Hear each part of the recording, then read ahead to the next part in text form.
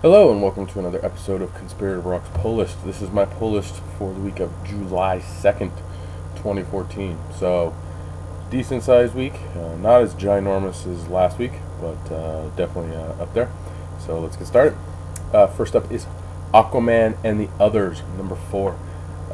It's been a fun read. Basically, it goes into Aquaman and the team he joined before he joined the Justice League, the Others. This is current story where he teams up with them, having to do with the relics of Antilian. So, if you like Aquaman, the main series, I highly recommend checking out Aquaman and the Others. It's a really good read. Next up is Batman Eternal, week 13. So that's issue 13. Obviously, Gordon's in prison, and obviously, I am still way behind on this book.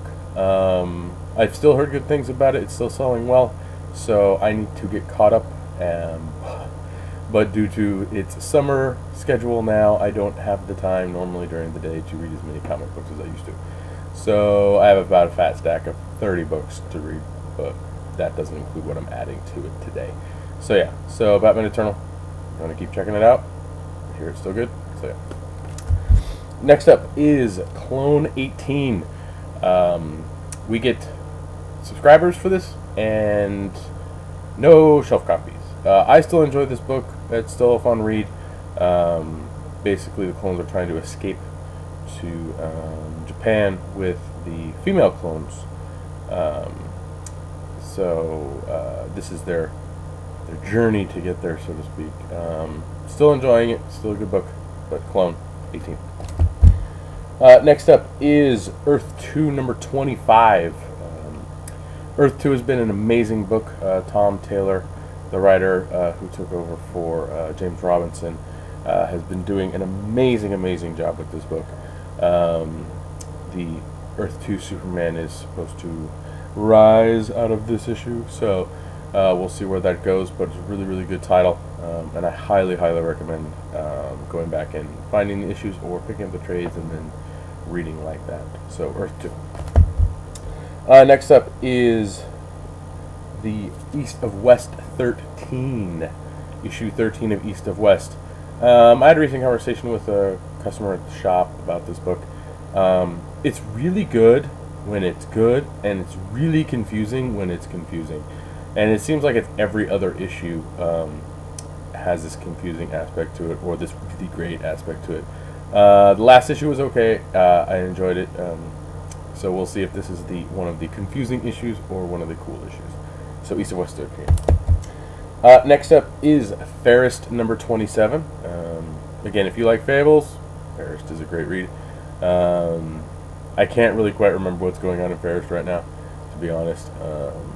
But I've enjoyed the little stories about Fables' female characters.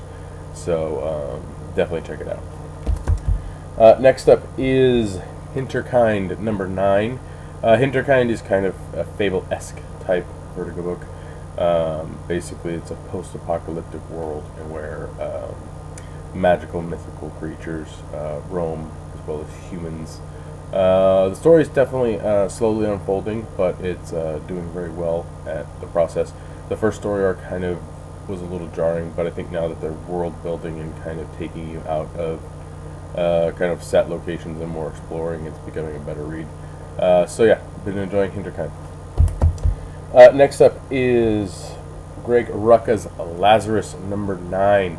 I've really enjoyed the Lazarus book. It's a very methodical book, very precise, but very down to earth and real in the setting that it gives. Definitely a great example of a class system at work, or not necessarily at work, but not working, whatever. It's really good. Greg Rucka has been doing an amazing job with this book. So next up is the New 52 Futures End number 9. Again, like Batman Eternal, I'm behind on Futures End.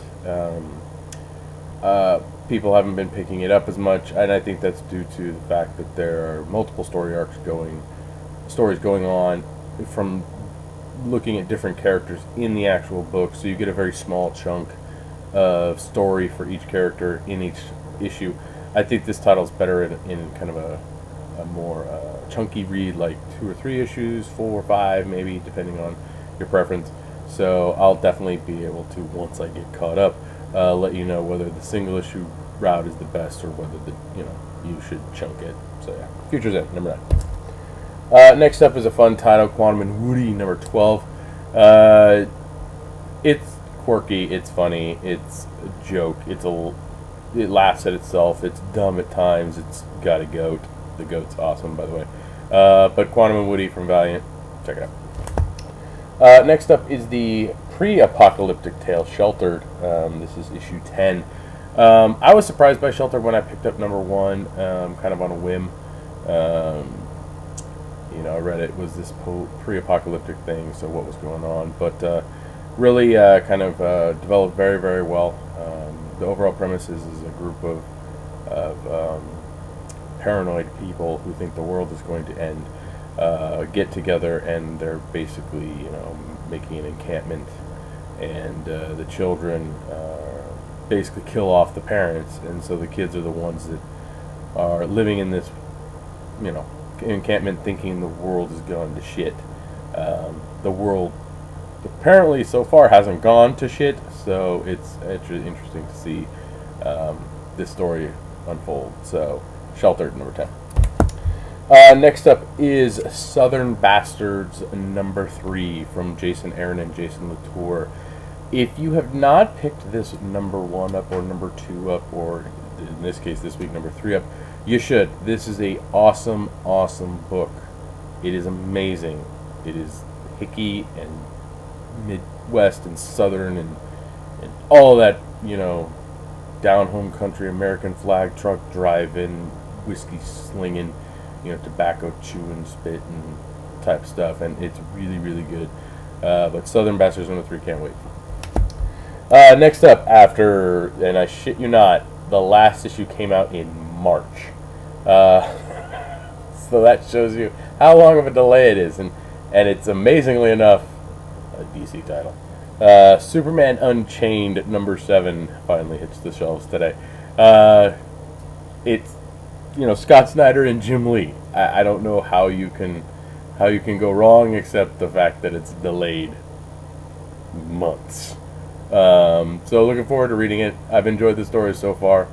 So yeah, Superman Unchained number 7 is finally going to be in your hands. Finally up on my pull list is Swamp Thing number 33. Charles Soule has been knocking it out of the park with this title. I have been loving Swamp Thing from the beginning, and even loving it now that Charles Soule has taken over writing duties. But the art is amazing from Javier Pena, and yeah, it's just overall a really, really good book. So I highly, highly recommend you go back and pick up the trades to check out the Swamp Thing title, but it's definitely worth it. So that was my pull list. Those are the titles that I took home this week. Now we're moving on to my reading list. This is the stuff that I check out to be up on and current and all that stuff. Yay! Blah blah blah blah blah. All right. So first up is Action Comics number 33. We're continuing the Superman Doomed story arc, which, again, I still think the first 3 chapters were amazing, and then it just slowed way down. And it's kind of just another excuse to get Superman off planet.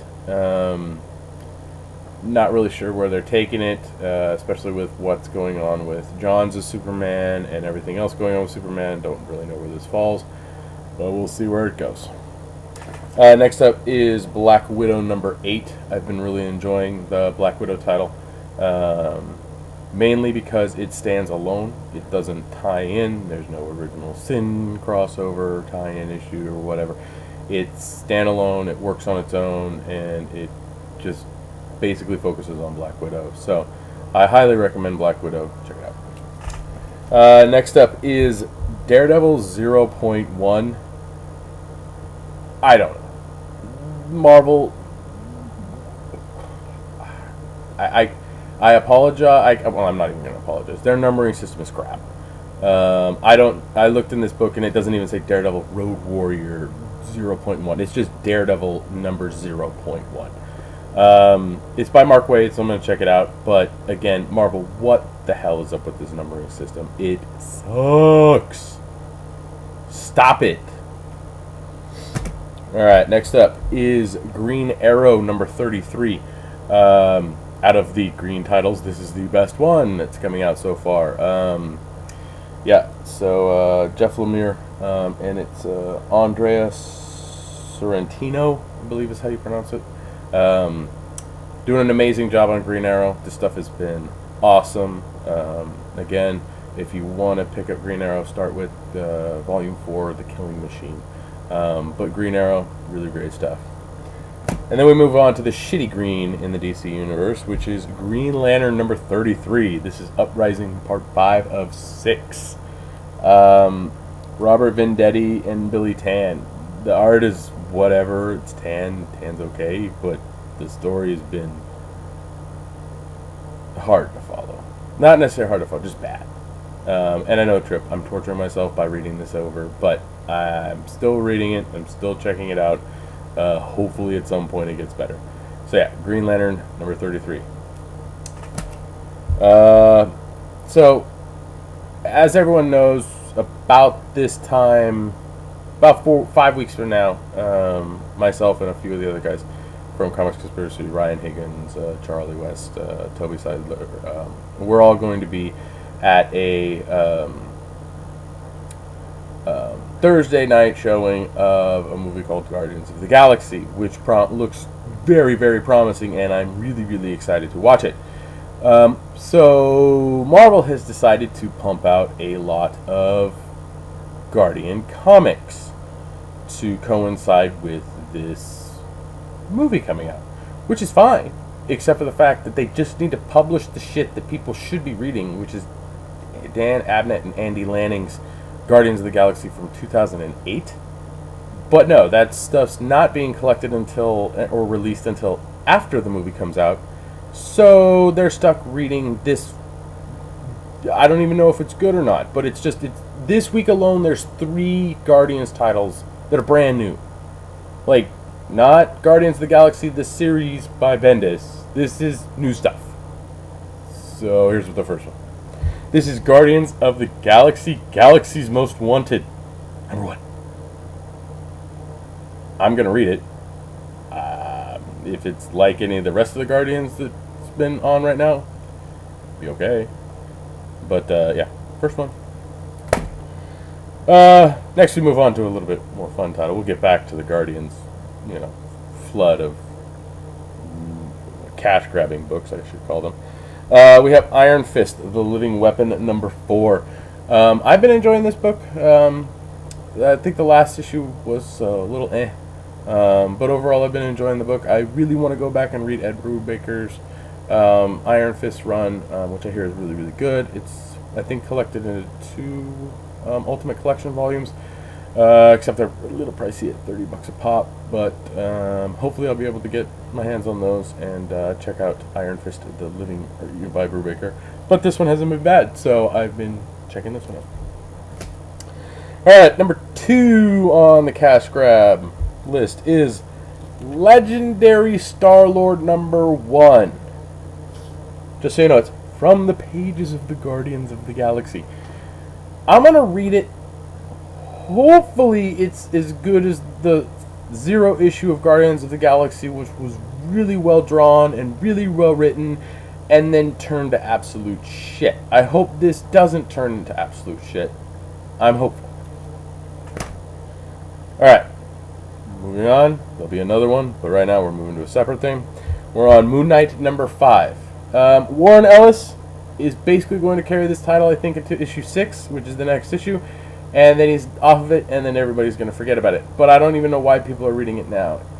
Each issue, from one issue to another, it changes feeling, it changes pacing, it changes all of this stuff. I don't know why I'm still torturing myself by reading this book, but I'm hopeful that Warren Ellis gave us a first issue that had promise with Moon Knight.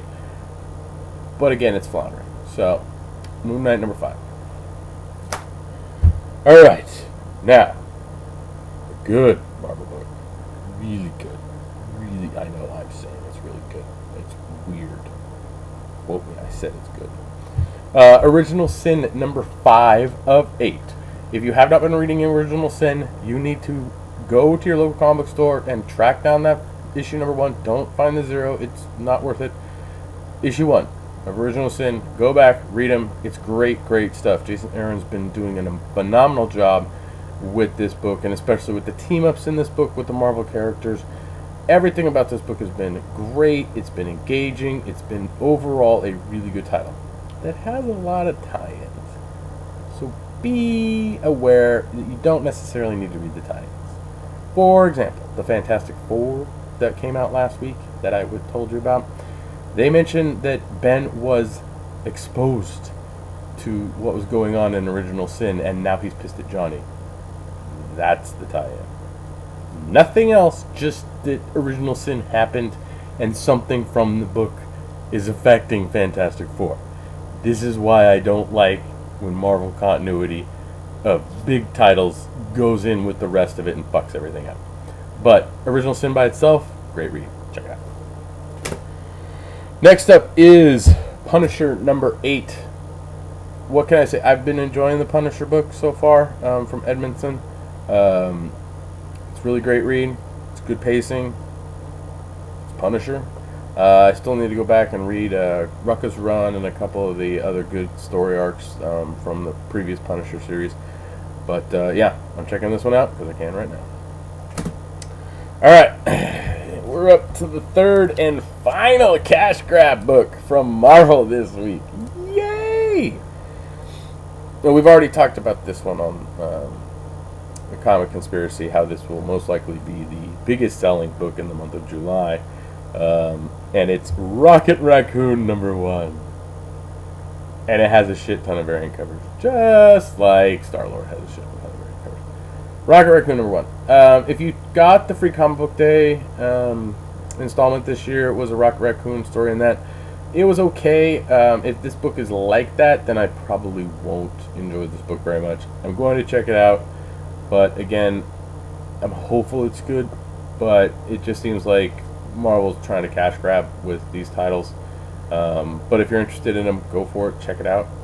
But again, if you want, tweet to Marvel that they should have been releasing Guardians of the Galaxy from Dan Abbott and Andy Lanning before the movie, because that's what they should have done.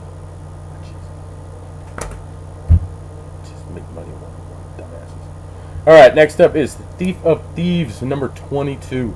I've been really enjoying Thief of Thieves. Andy Diggle has taken over writing duties on it.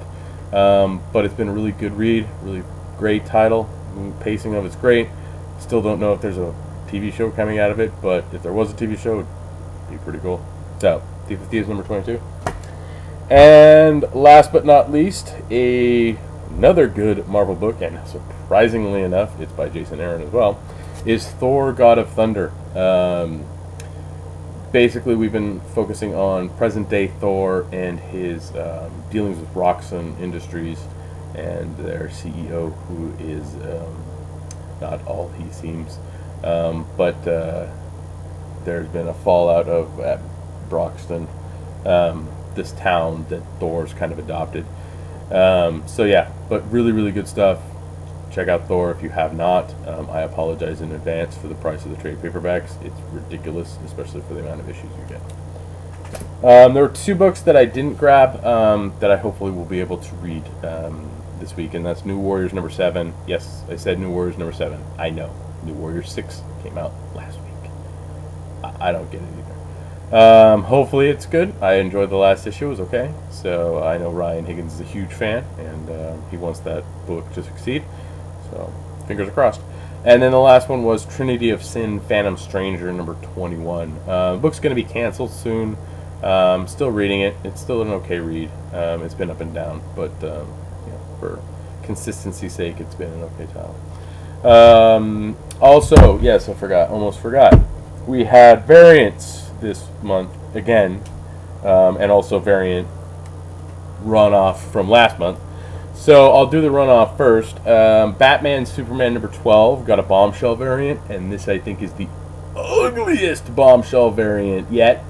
I picked it up just so I could say I have a complete set, even though this one will probably hide behind the other ones because it looks disgusting. But Batman and Superman, and there's supposedly one more bombshell variant out there that we haven't received yet, and that is for Justice League number 32, which won't be out till the end of this month. So, just so you know, and you're aware. They started the Batman variants this month for the anniversary of Batman. I picked up 2 of them. I did not pick up the one for Action Comics because I didn't like the artwork on it. If it's still floating around in a couple months, I might pick it up just to kind of have a complete set of the Batman variants. But for now, I'm not too big on it. But the first one was for Earth 2. So this is the Batman variant you can pick up this week. And then the other one that I picked up, which harkened back to the good days of Green Lantern, was the Green Lantern number 33 Batman variant cover by Ethan Van Sciver. Ethan, awesome artist, outspoken person on Facebook, outspoken person period, but his art's amazing, and he's overall a good guy. So those are the variants that I picked up. I'm not going to go into any of the variants for Marvel because it's just ridiculous, and you can find that out online yourself because I'm not going to care. But most shops were able to order those Batman variants and those bombshell variants, so you should be able to get those. Thank you for watching. Hopefully I didn't waste too much of your time today. Again, you can like this video or share this video, which would be great. You can also leave a comment, let me know how I'm doing. You can go to conspiratorbrock.com unless you're already there. Hi, thanks for being here. And that has stuff that I post about regarding random stuff. I haven't been able to get too much up, but I'm hopefully going to be having some more stuff up in the future. Any of the links that you click for digital comics, if you're on conspiratorbrock.com, will go to help you basically support Comics Conspiracy when you buy through there. So you can click on the link, subscribe to something, and you will still help us out every time a book comes out and you're charged for it. So thank you for that if you do that already. The Amazon ad for this week is the Infinity Gauntlet Omnibus, which Charlie West highly recommends because it is a complete collection of all of the Infinity Gauntlet stuff and tie-ins and all that stuff. So if you're on conspiratorbrock.com, and you actually see the ads, it'll be there. But you can also search for Infinity Gauntlet Omnibus and check it out for yourself. My name is my Twitter handle is Brock Sager, or at Brock Sager. So you can hit me up there with questions. I will actually be probably having a question or an answer blog post next Monday. We recorded an extra long episode of the Comic Conspiracy this week, so next week we won't be recording. So I will throw it out there for questions for me to answer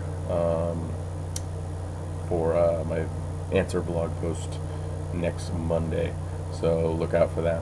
Other than that, thank you for watching, thank you for supporting, and have a good one.